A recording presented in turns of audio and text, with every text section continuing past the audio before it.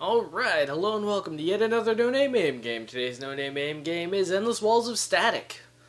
I'm joking, of course, but man, this is a pretty long load-up screen. I mean, I like showing the load-up screens just to kind of just give an air of authenticity, but it's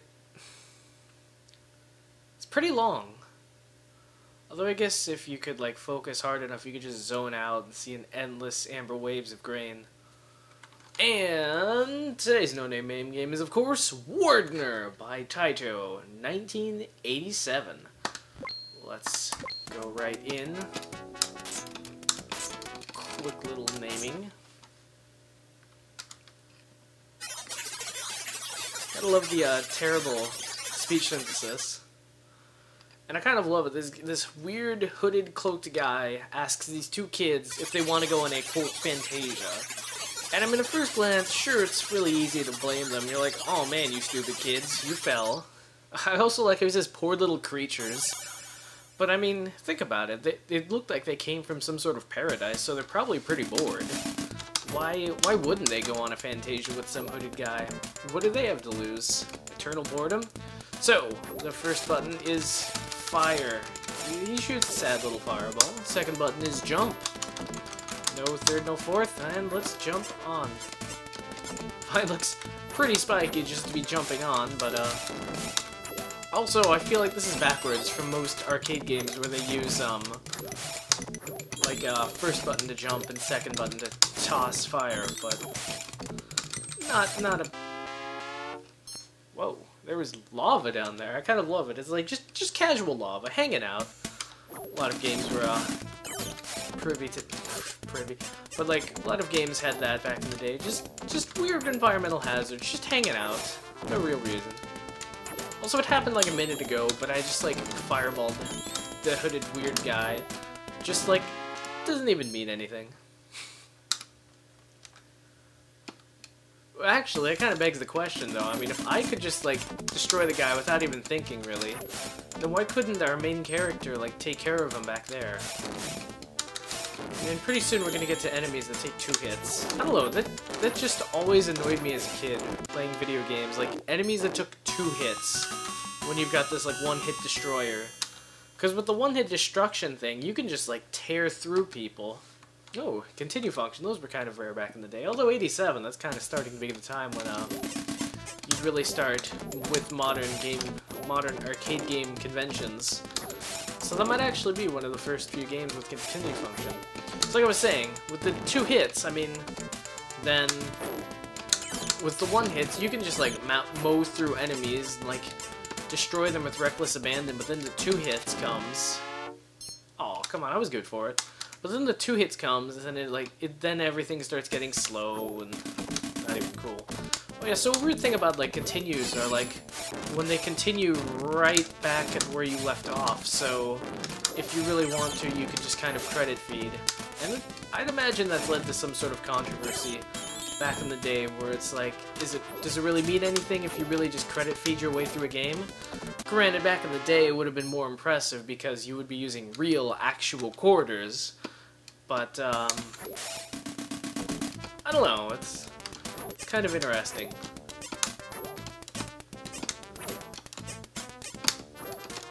Tricky little platforming, but, nothing too intense.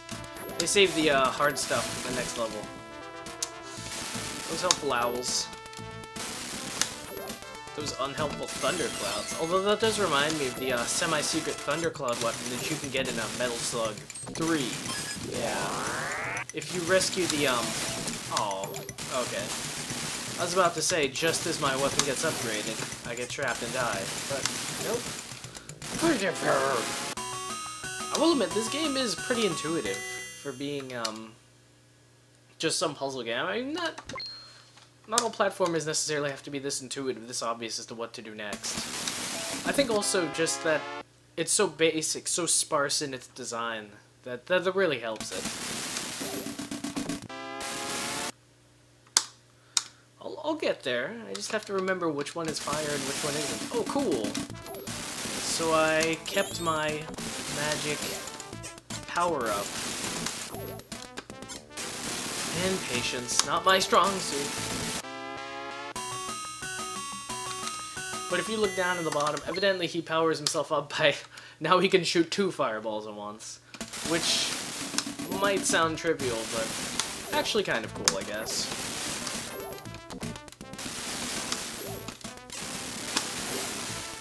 Okay. Now that's just mean.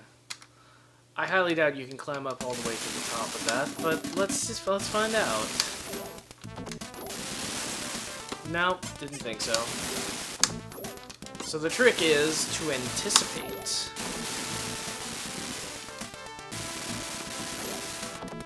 Yep.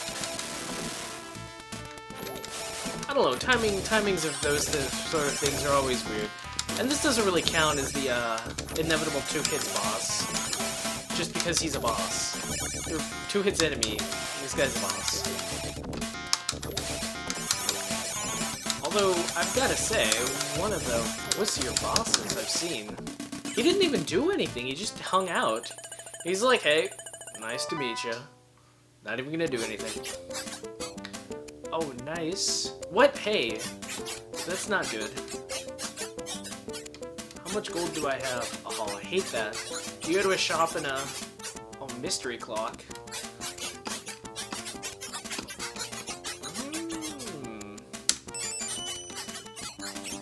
Good enough. I think I'm done. But I always hated shops in arcade games because it's like they're always time limited, whereas like in real life shops you can stay as long as you want while adhering to their opening and closing times, of course. But it's like arcade game shops, they're like get in, get out, and it kind of works if you know what you're buying. But if you don't, then you just have to stand there for a minute, just like dumbfounded as you. The inevitable invincible enemy. Thankfully, these just result in a half-hearted platforming puzzle, but oftentimes you get invincible enemies, and they are pretty annoying. So like I was saying, the shops, and then I don't know, it's always annoying because like the first time you have to like look out and see just what they're selling. Whoa. Thought that was an enemy for a second there. I'd have been like tentacle horror.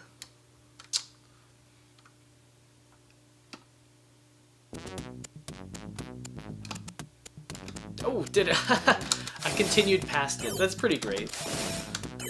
Old school games. You and your lack of sense just wins me over sometimes. Oh, and guess who's risen through the ranks? That's right. It's good old Cat on the top. This is kind of a nice game, though. It's pretty easy. You just make, like, constant progress. You die. You're like, oh, well, I'll do better next time. And then you do better next time. And you're like, oh, such a badass. It's a nice game. Oh, that's the backwards direction. Or is it? If they're gonna be a quitter, never say die. And the catch side is sometimes you lose. Sometimes you lose. Backtrack of shame. Oh yeah, that's always kind of funny. It's like you move faster on elevators if you jump. Or escalator. Motorized walkways? I'm not actually sure if that's realistic in real life or not. Might be. Not really something to try. Next time you go to an airport, you just gotta jump over the paddles. That's great. It's also very great. Oh, I guess I didn't respawn past... No, I do respawn just past them. But it doesn't lead anywhere, I think. Yeah, so there they are. This is where I'd be if I'd made it past. Silly hawks.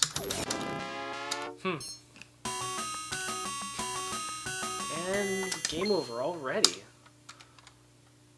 I don't know, it's kind of a game that just kind of goads you into playing more. I mean, it's so easy to just make it to the next challenge, and all of these challenges are so, like, nice and straightforward. I mean, you see the blades, it's like, what are you gonna do? You're gonna dodge them. That's no puzzle, no collectible item, just dodge. Well, the hawks are a little flighty, but no, it's all good.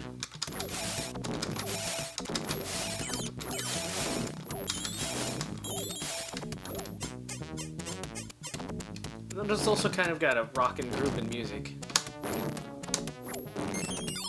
I don't know, this game's more about, like, can you do it, rather than what do you have to do, and I appreciate that in the game. It's nice, laid back, and... Anticipation.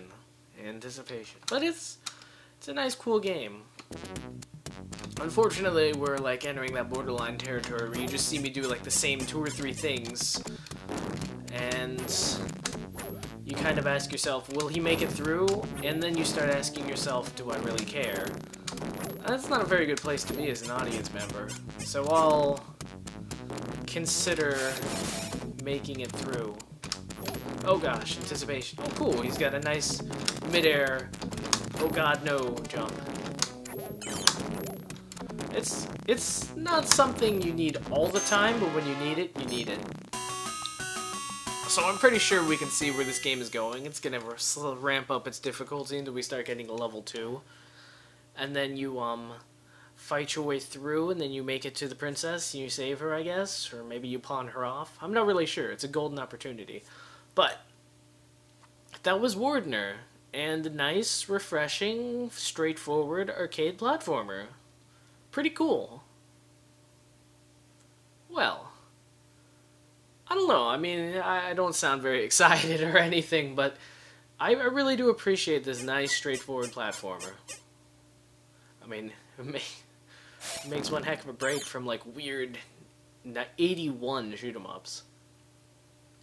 Well, on that note, this cat's got a scat.